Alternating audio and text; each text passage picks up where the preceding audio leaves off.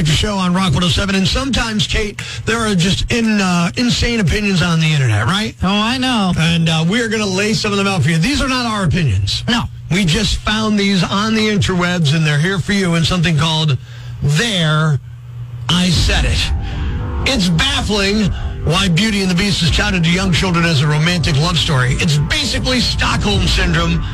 There, I said it. There should be a single website we can visit to watch any movie or TV program or anything ever recorded on film in time and history. By now, we should be able to watch it all in one place. There, I said it. Questionable opinions from the internet. There, I said it on Rock 107. We need AI that can recognize drunk texting. It should stop all drunk texts from being sent, then ask us in the morning when sober, you attempted to send this text while drunk last night. Please confirm you actually wanted to send it. There, I said it. I hope this recent love child means the end of Dave Grohl joining everyone on stage for every song at every televised event ever. There, I said it. Yeah, I disagree on that one. Questionable opinions from the far reaches of the internet. There, I said it on Rock 107. Anyone who's ever been photographed with any kind of award looks like a tool. There, I said it.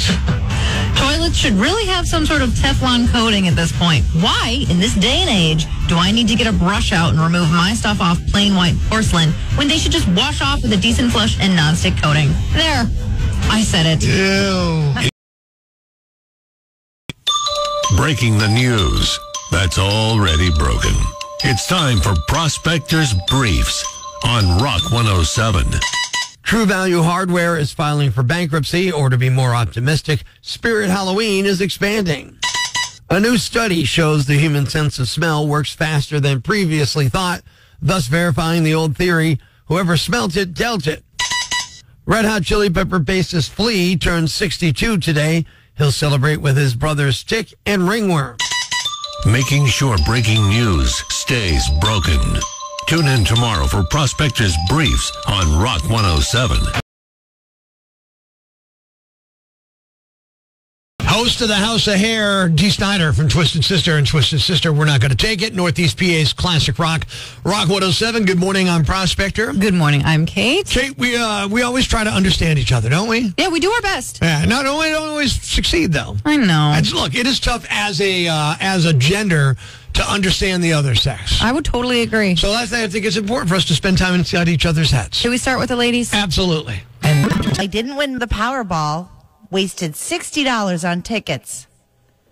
But hey, I matched two numbers and the Powerball on one ticket. I won $7. Well, really, I lost $53. What was I thinking? Yeah, I was going to win the lottery. I've got better chances of getting struck by lightning twice. Great. Now I'll be worried about getting struck by lightning next time it rains instead of spending my millions, living in a beach house, paying someone to get struck by lightning. Wait, why would I pay someone to get struck by lightning? Oh, what the hell? If I won the lottery, I could afford it. I could also afford to pay off my student loans, the house, the credit cards, and maybe retire someday. And that was another episode of 1 Minute Inside a Woman's Head. It's the Prospector Show on Rock 107. And Kate, just before those commercials, we did something really, really cool. Spent about a minute in a woman's head. Now it is time for the other side of that coin, the male perspective. But just for a few seconds, right? Yeah, and the man attention span is much shorter. And now it's time for another episode of A Few Seconds Inside a Man's Head. Well, I didn't win the lottery. 12 tickets and I got one lousy number. The least they could do is give us some eye candy to look at as a count the money I wasted on tickets. I mean, I'm used to having women around as my wallet's drained, right? And that was another episode of A Few Seconds Inside a Man's Head. This sounds completely insane, but it's 100% true. Good morning. It's Prospector Show on Rock 107. And Kate, Ozzy Osbourne almost joined Van Halen. Could you imagine? No. Oh, my gosh. In an interview with Rolling Stone, Alex Van Halen says the band approached Ozzy in 2001 after Gary Schrone's tenure as a vocalist came to an end. And they were deep in the process of recruiting him until the MTV show The Osbournes launched and basically killed the deal. Van Halen's all about like shredding guitar, tight pants, crazy party energy. And you got Ozzy, who's like the old stoner guy who can barely find his way to the stage. I'm not sure how that would have worked. Rolling Stone reached out to Ozzy and he confirmed the story. Wow. Quote, yes, we were discussing it. It is something that if it come into fruition would have been phenomenal. So that was in 2001. Obviously, Van Halen went to reunite with Sammy Hagar, the Red Rocker, in 2003 for a brief period. Another amazing opportunity was missed years later when Van Halen rehearsed Chris Cornell as a possible singer. Wow. Alex says they had a jam session with Chris, and they were sold on him until he died in 2017. Can you imagine, like, Hot for Teacher, kind of in that Black Hole Sun vibe, making it like a little Deep for the Beach Party vibe? You know what I'm saying? Also in an interview, Alex confirmed that a planned Van Halen tour following Eddie's death in 2020 was torpedoed by David Lee Roth, who absolutely freaked out at the suggestion, and they played tribute to Eddie during their shows. Yeah, Dave's rep calls this nonsense, but you know what? You heard enough stories about David Lee Roth. That sounds 100% true.